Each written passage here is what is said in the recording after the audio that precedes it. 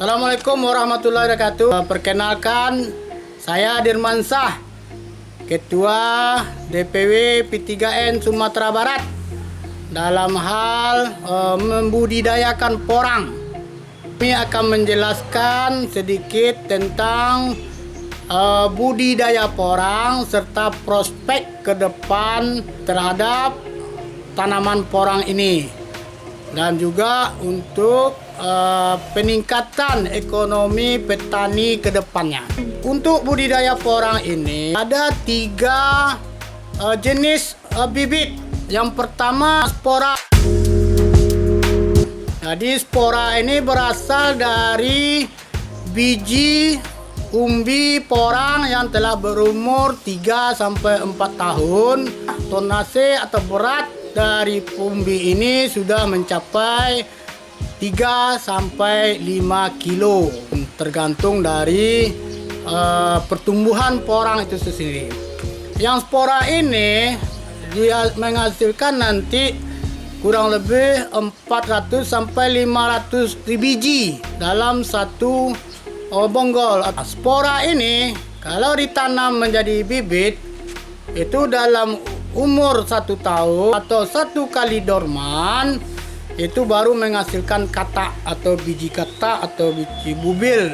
Nanti dalam masa dia 3 tahun 4 tahun baru itu normalnya sebagai umbi produksi. Umbi produksi dari spora ini dalam 3-4 tahun bisa menghasilkan 1,5 sampai 2 kilo satu umbi atau satu batang. Kita juga punya yang namanya biji katak atau biji atau bulbil. Contoh dari biji katak atau bulbil. Jadi biji katak ini dihasilkan saat terjadinya dorman pada tanaman porang.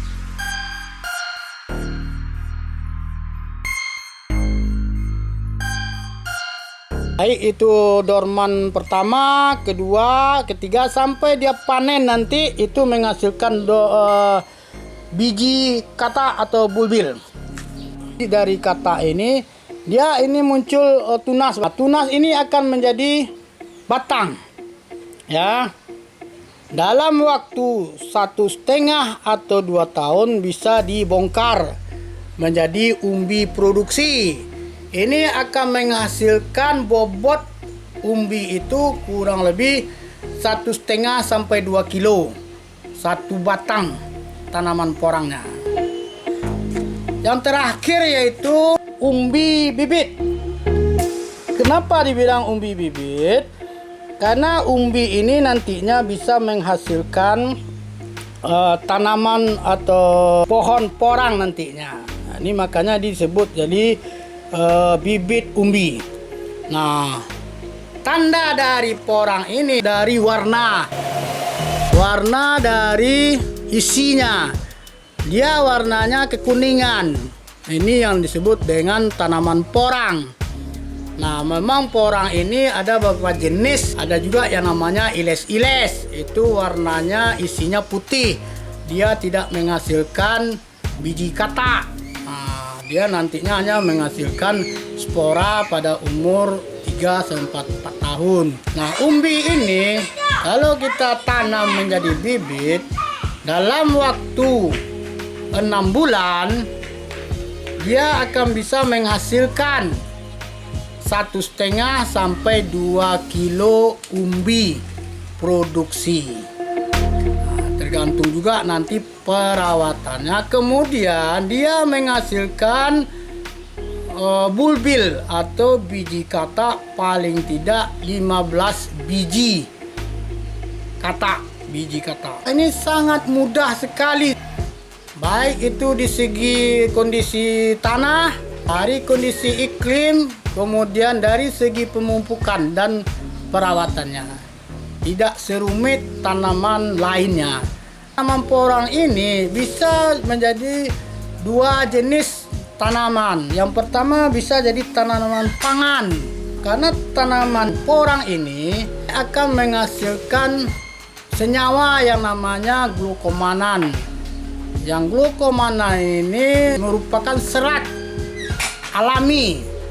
Dalam arti kata, kalau kita konsumsi porang ini untuk kebutuhan sayur-sayuran bisa kita kurangi. Yang tidak suka dengan sayur, cukup saja dengan mengkonsumsi porang.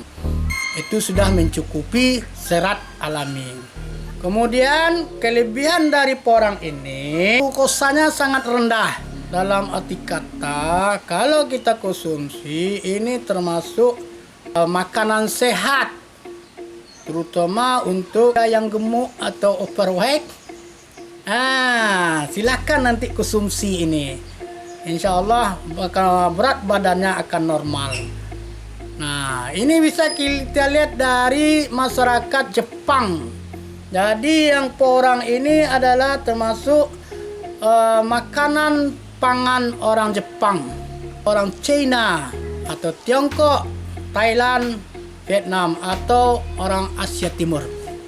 Untuk prospek porang ini ke depannya sangat besar sekali, karena porang ini adalah kebutuhan dunia, terutama untuk Asia Timur, baik itu Jepang, Korea, Thailand, Vietnam, Filipina, sampai ke China atau Tiongkok. Dan sekarang sudah ada yang dari Australia sudah memesan porang, khususnya dari Jawa Timur. Dan terakhir dapat informasi, Amerika Serikat pun mulai tertarik dengan tanaman porang ini sebagai konsumsi mereka ke depan. Untuk kebutuhan dunia dalam hal porang ini baru sekitar 12% kebutuhan dunia yang baru terpenuhi, termasuk yang sudah dibudidayakan oleh Jepang atau Asia Timur. Nah, kenapa dunia tertarik dengan tanaman porang Indonesia?